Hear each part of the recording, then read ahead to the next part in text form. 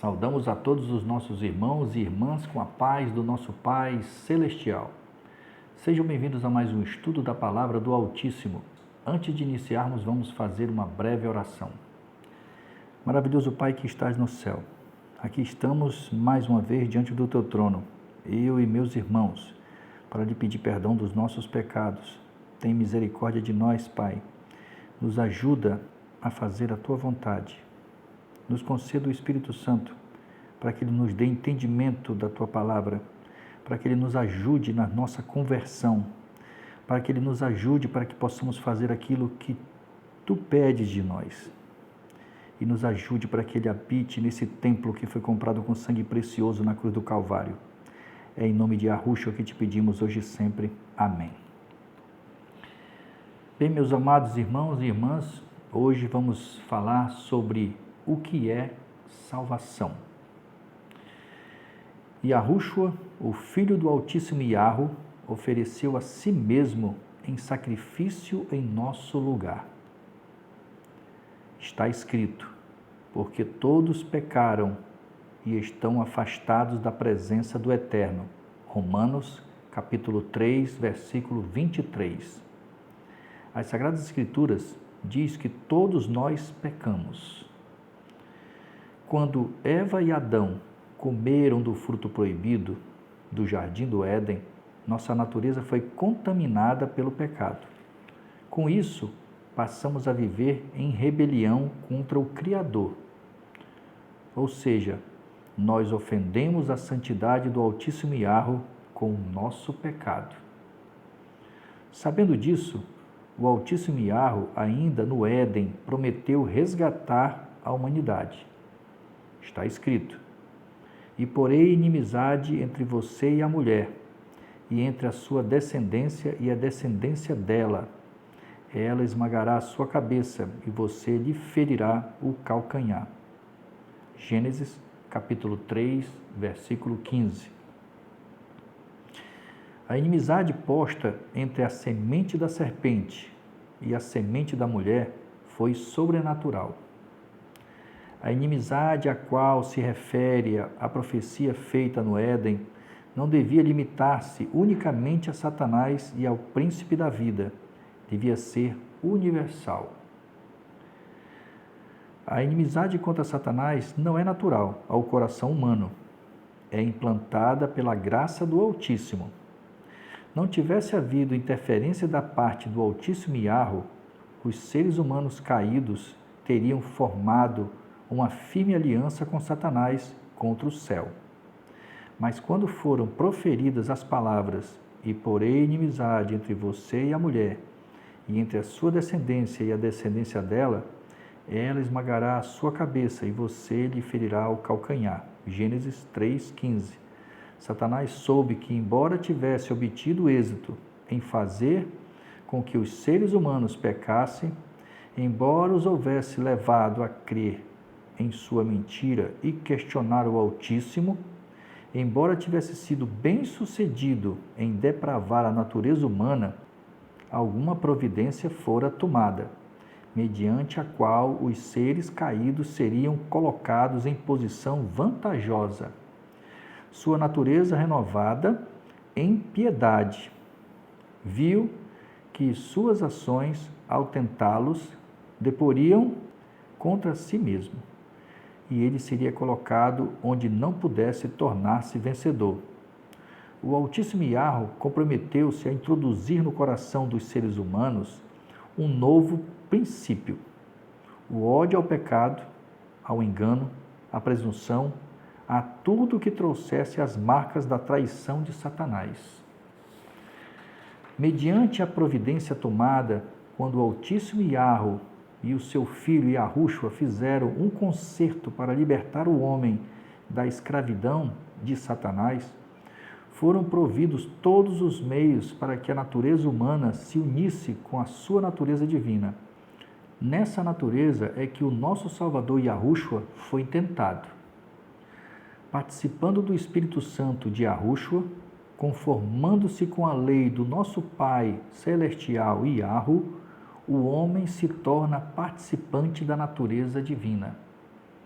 Então é isso. Por isso que eu digo para vocês que nós temos que pedir o Espírito Santo todos os dias, porque aí nós participamos da natureza divina, porque o Espírito Santo está em mim e em você, e nós teremos força para vencer o pecado, teremos força para vencer os nossos gostos que nos afasta do Criador. A natureza humana continuará a ser natureza humana, mas poderá ser elevada e enobrecida pela união com a natureza divina, através do Espírito Santo de Yahushua, o nosso Salvador. O nosso Salvador Yahushua tomou sobre si a natureza humana para demonstrar que, com a divindade e a humanidade combinadas, o homem podia guardar a lei do Altíssimo Yahweh, nosso Pai Celestial. Separai a humanidade da divindade, e podereis procurar desenvolver vossa própria justiça, desde agora até que Yahushua venha nas nuvens do céu para nos buscar, e isso não passará de um fracasso. Unicamente, a natureza humana de Yahushua nunca poderia ter suportado este teste, mas o poder divino do Espírito Santo do Pai, do Yahweh, nosso Criador, combinado com a natureza humana, ganhou a vitória infinita em favor do homem. Porque o nosso Salvador, ele tinha a ajuda do Espírito Santo do Pai. Um dia na sua palavra, sejam meus imitadores, assim nós conseguiremos se buscarmos o Espírito Santo do Filho, que está aqui há mais de 2000 anos e as pessoas não o conhecem.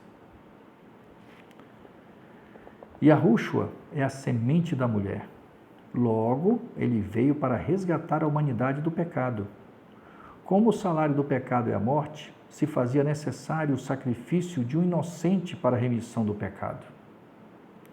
Antes do nascimento do nosso Salvador Yahushua, eram oferecidos cordeiros para o perdão do pecado. No entanto, essas ofertas já não eram mais suficientes, pois o homem sempre voltava a pecar. Sacrifício. Com isso, Yahushua ofereceu a sua vida em sacrifício para o perdão dos nossos pecados, do meu e do seu. Disse Yahushua: ninguém tira minha vida de mim, mas eu a dou por minha espontânea vontade. Tenho autoridade de dá-la e autoridade para retomá-la, pois foi isso que meu Pai me ordenou fazer.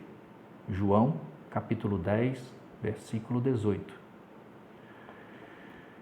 Yahushua, o fiador do crente.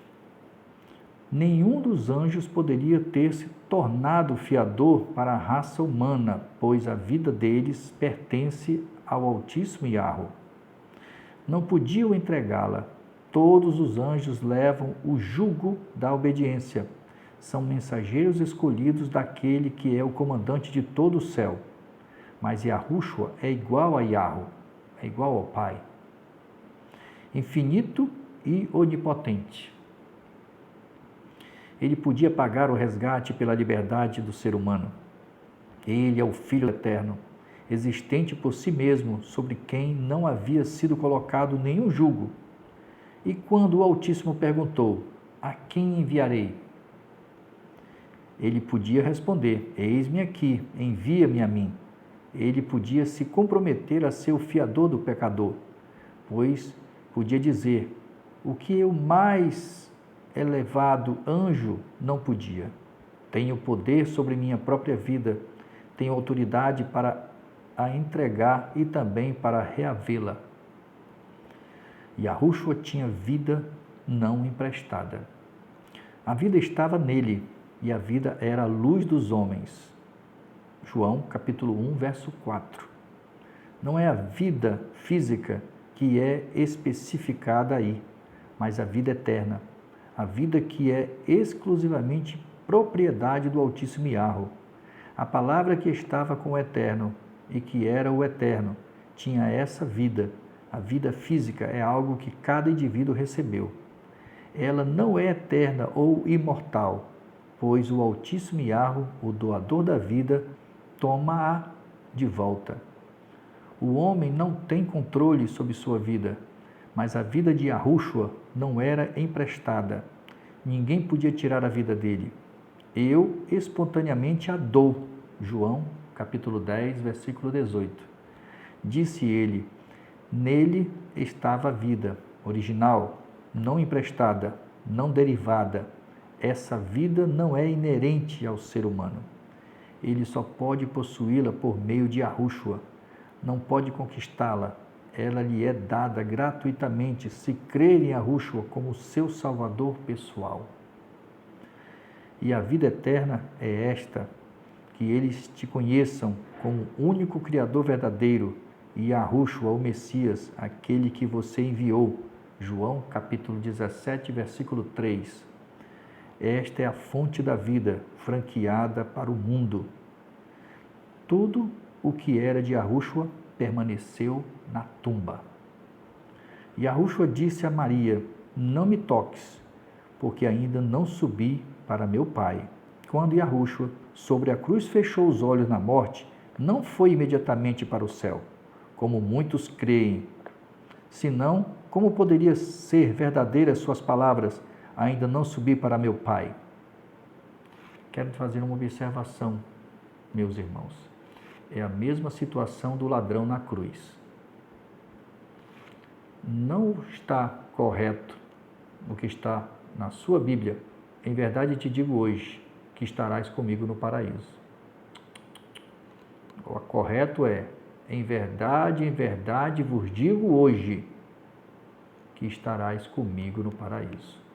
Aquele ladrão dorme no pó da terra. Foi garantido a ele a salvação. Até porque nosso Salvador não mente. Ele não foi naquele dia para o céu. Tá? Não esqueçam desse detalhe.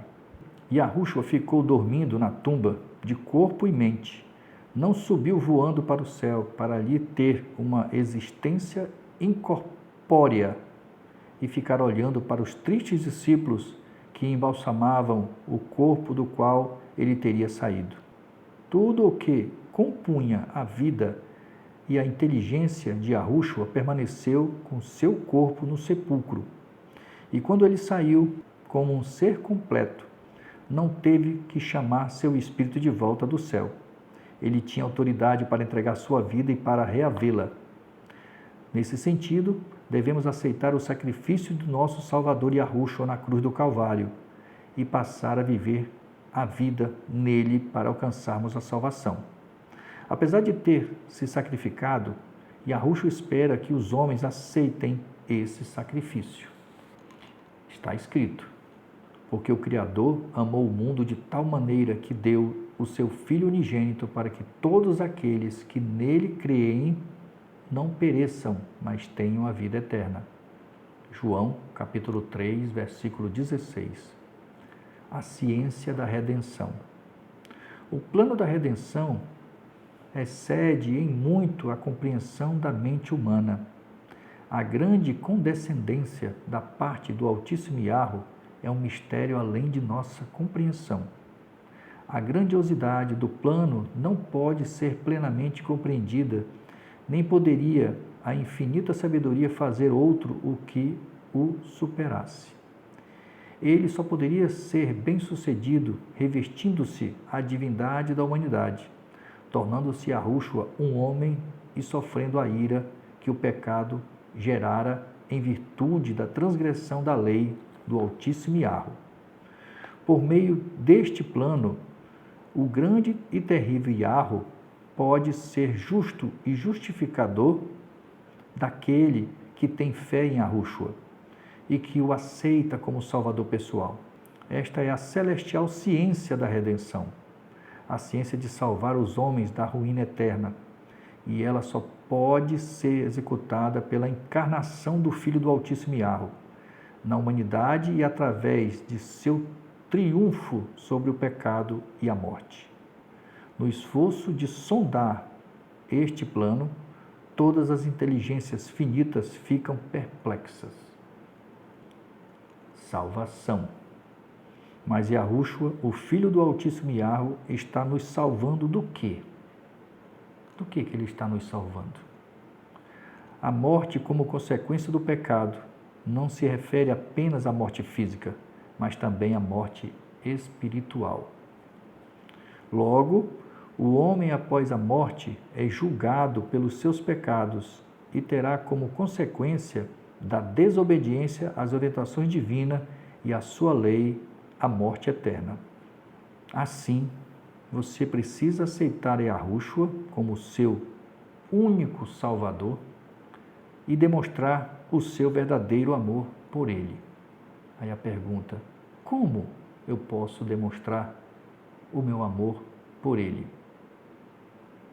Está na sua palavra, ele mesmo responde: obedecendo os seus mandamentos. Está escrito: se vocês me amam, obedeçam aos meus mandamentos. João, capítulo 14, versículo 15. Guardar os mandamentos do Altíssimo Yahweh é declarar publicamente ao mundo e a ele o seu amor. Meu irmão, não existe meio termo.